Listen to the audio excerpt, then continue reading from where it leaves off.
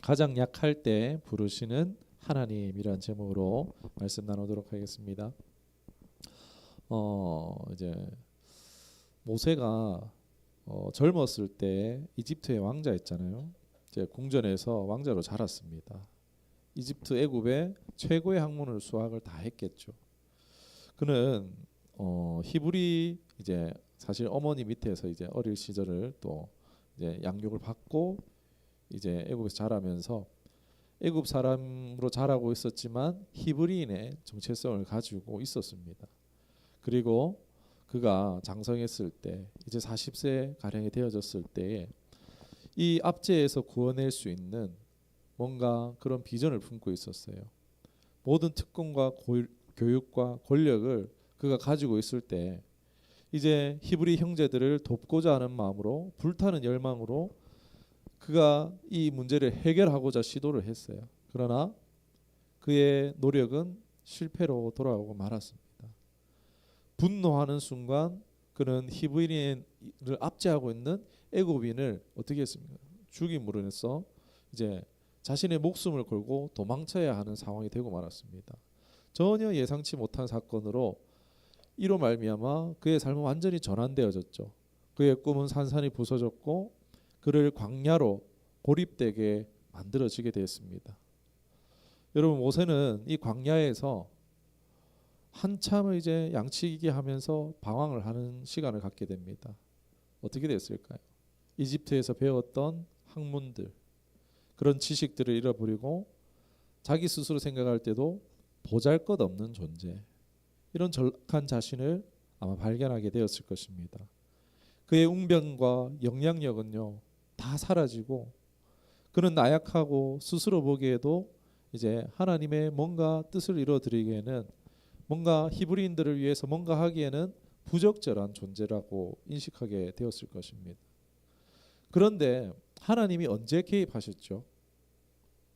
하나님이 일하셨던 것은 잘 나갈 때가 아닌 거예요. 그의 가장 깊은 연약함을 경험하고 있는 그때에 하나님이 찾아와 주셨다는 것입니다. 여러분, 이 당시 모세의 나이가 언제죠?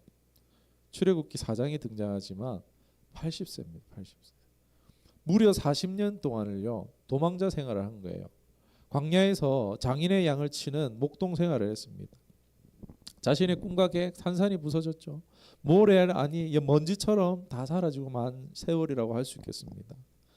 가장 높은 곳에서 가장 낮은 처지로 전락했죠. 그는 이제 유명이 아닌 무명한 자가 되어졌어요. 광야에서 이제 사그러져가는 그런 인생으로 여겨졌을지도 모르겠습니다. 아니 실제 그랬을지도 모르겠습니다. 그러나 하나님은 그런 그를 다시 불러 일으켜 세우신다는 것입니다. 사랑하는 여러분, 우리가 전성기가 있죠. 확 잘 나갈 때가 있어요.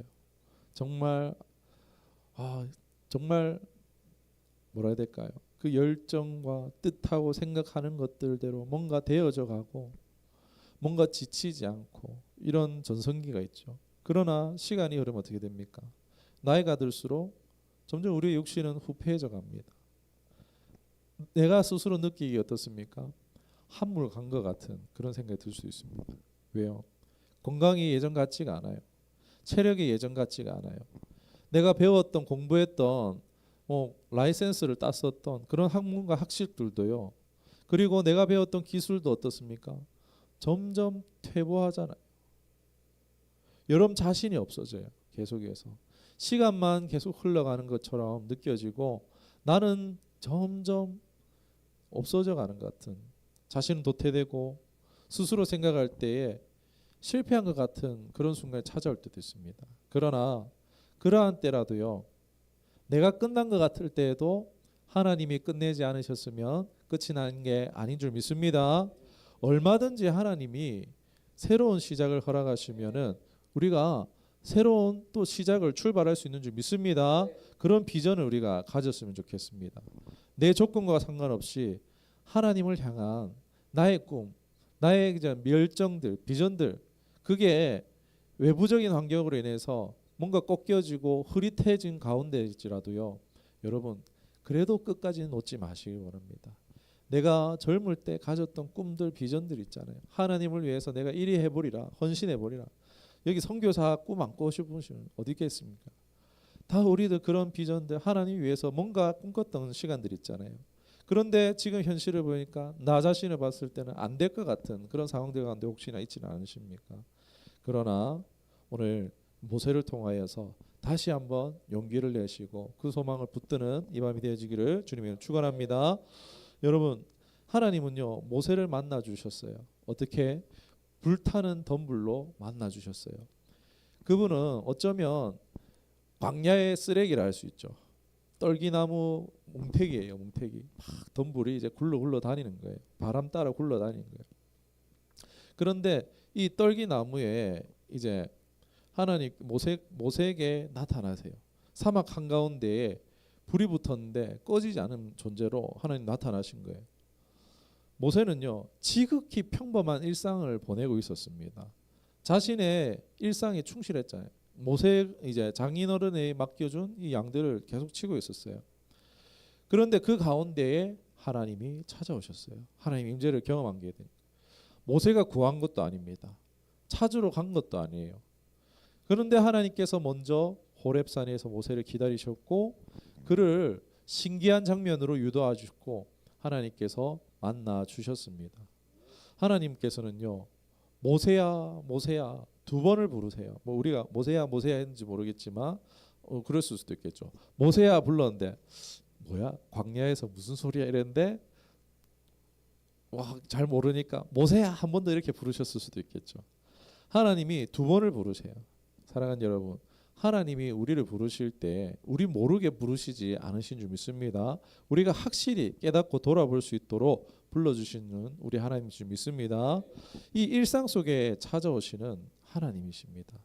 저와 여러분의 살아가는 그 일상 가운데 찾아오시는 그 하나님을 기대할 수 있기를 원합니다. 정말 의외로 하나님의 임재 그런 하나님을 경험하는 때가 있습니다. 저 같은 경우에도 막 기도 중에 막 하나님의 임재를 막 경험하는 때도 있긴 하지만은 제가 정말 인상 깊게 강렬하게 하나님을 만나는 곳이 어디냐면 우리 집 설거지 할 때 그때 참 하나님 강력하게 만나는 것 같아요. 매일 제가 설교를 어떻게 쓰겠습니까? 매일 설교를 써야 되잖아요. 어떻게 쓰겠습니까? 제가 똑똑합니까? 안 똑똑하거든요. 하나님의 그런 주시는 감동이 있어야지 글을 쓸 수가 있어요. 그런데 컴퓨터 앞에서 자료를 찾고 많이 해놓고 성경을 읽고 이러고 있느라고 이제 감동이 오느냐? 아니요. 그렇지 않을 때도 있어요. 아무리 컴퓨터 앞에서 애쓰고 죽치고 앉아 있어도 한 글자도 못 쓸 때도 있습니다. 그런데 오히려 이제 가족이 먹은 것들 음식을 이제 치우면서 설거지 하는데 그때 이제 묵상이 되는 거예요. 그러면서 계속해서 생각에 꼬리를 물면서 질문에 답이 나오고 이러면서 설거지하는 그 자리에서 설교 한 편이 나오는 경우가 저는 한두 번이 아닙니다.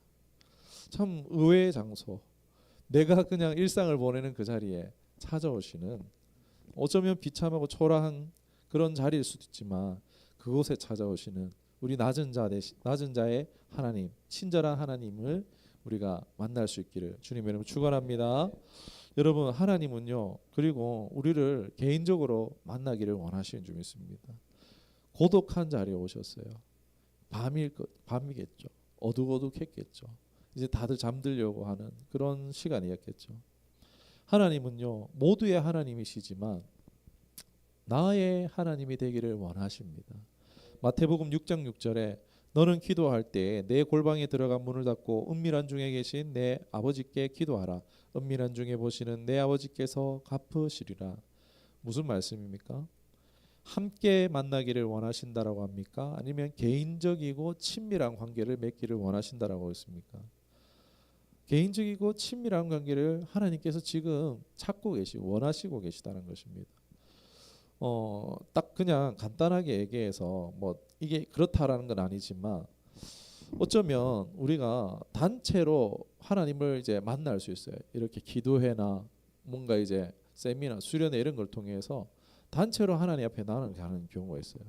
그런데 그렇게만 만나는 사람은요, 신앙생활이 아니라 어쩌면 교회 생활일 수도 있다라는 거예요. 그런데 누가 진짜 신앙생활을 하느냐 하니까 1대1로 하나님과 교제하는 사람이 신앙생활을 한다라고 말할 수 있을 것 같아요. 교회에서만 하는 게 아니라 내 일상에서도 내가 홀로 있는 그 시간에 내가 뭘 하느냐, 세상의 즐거움과 교제하고 있는 것이 아니라 하나님과 교제하는 그 사람이 진짜로 신앙생활하는 사람이 아니겠는가. 이건 성경에 나온 게 아니고 제 생각입니다. 아무튼 여러분, 나는 하나님이 원하시는 그런 신앙생활의 모습을 하고 있는가, 내가 원하는 방식인지 하나님 원하시는 방법인지 우리가 점검해 볼 필요가 있는 것 같습니다. 오늘 이 만남에서 하나님은 나는 스스로 있는 자니라 라고 소개하고 계세요. 이 말씀은요, 하나님의 전능하심, 그런 모든 단계에서 또 모세에게 용기와 힘을 주시는 능력을 주실 수 있다라는 그런 하나님의 말씀이라고, 약속의 말씀이라고 할 수 있겠습니다. 하나님은요, 모세가 이 당신들의 백성의 이제 구속을 당한 것에서 구원하도록 택함을 받았다라고 말씀해 주시는데, 모세는 어떻습니까? 계속 그 모습을 우리가 읽지는 않았지만요, 계속 자기 의심을 해요. 자신이 자격이 없다라고 느낍니다. 그럴 때 하나님은요, 그럼에도 불구하고 뭐라고 하십니까? 하나님의 부르심과 하나님의 권능은요, 그의 결점보다 더 크다라는 것을요 알려주고 계시다라는 것입니다. 여러분, 지금 나의 모습 어떻습니까? 나의 전성기는 언제였습니까? 그 전성기 때 비하면은 나는 지금 한물 가지 않으셨습니까? 어쩌면 그럴지도 모르겠어요.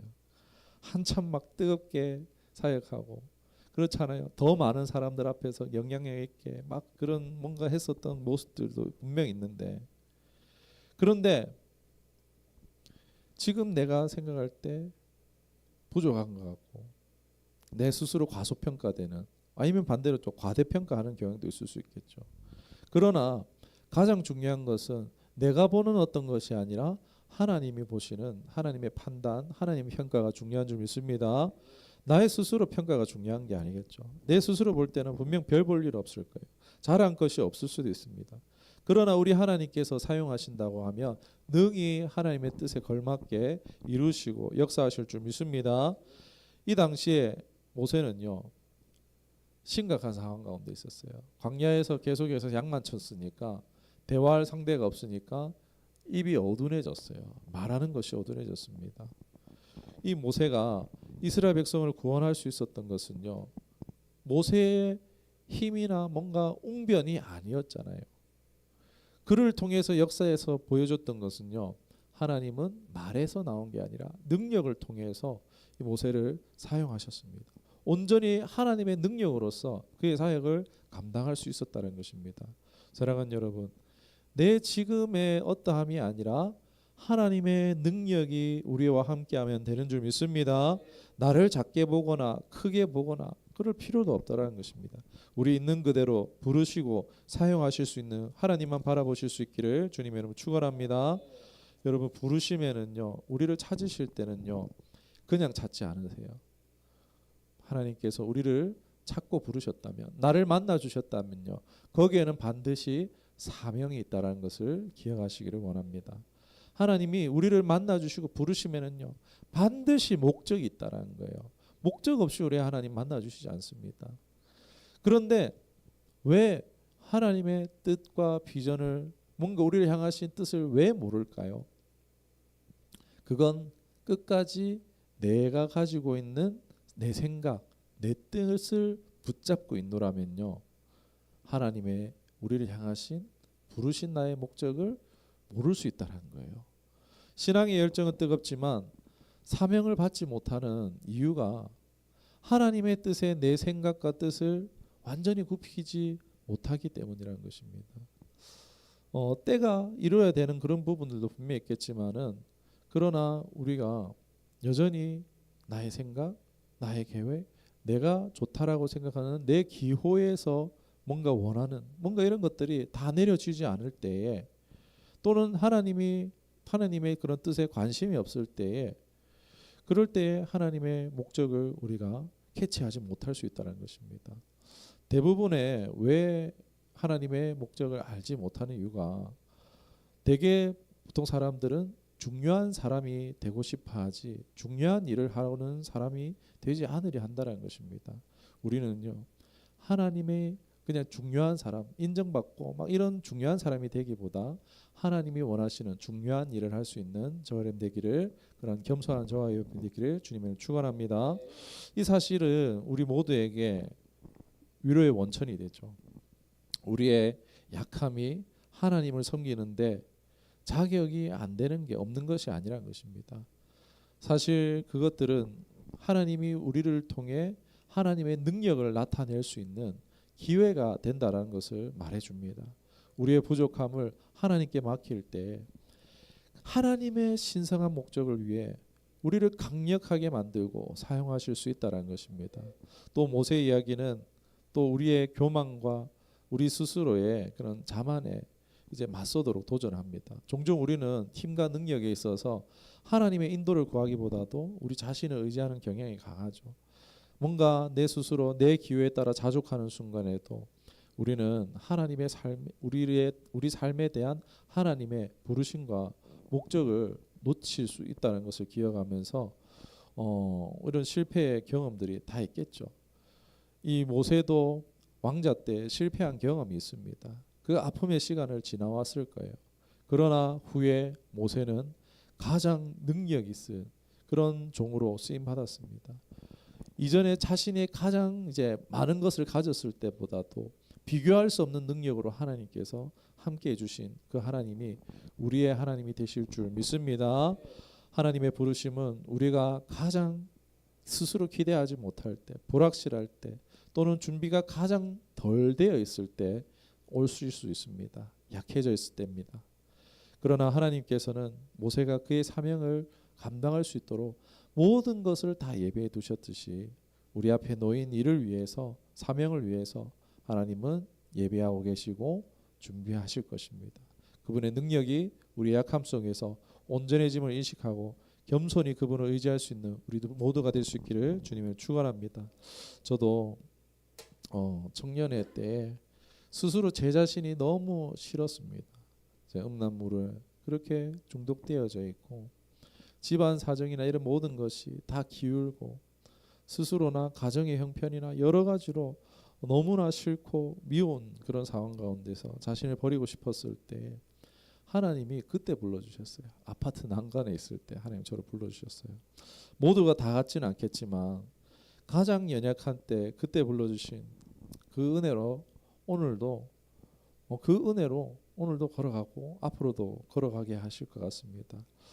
우리 모두에게 이런 하나님의 위로와 또 하나님의 또 이런 하나님이 내 약할 때 마냥 약해져도 되겠지 뭐 그냥 방심하는 뭐 그래서는 안 되겠지만 그러나 하나님께서는 우리에게 우리의 모든 어떠한 상황 상관없이 역사하실 수 있는 그런 우리에게 위로와 안도와 소망을 주십니다. 우리 두려워하지 말고 모세는 80세에 부름 받았잖아요. 우리 지금 혹시나 나의 모습이 우리 스스로 보기에 막 한물 같네, 뭐 내 꼬라지가 이런 상황이라 느껴질 때라도 언제 날 부르실지 모릅니다.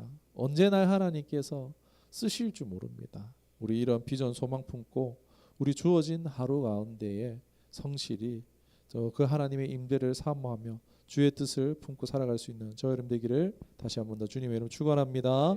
기도하겠습니다.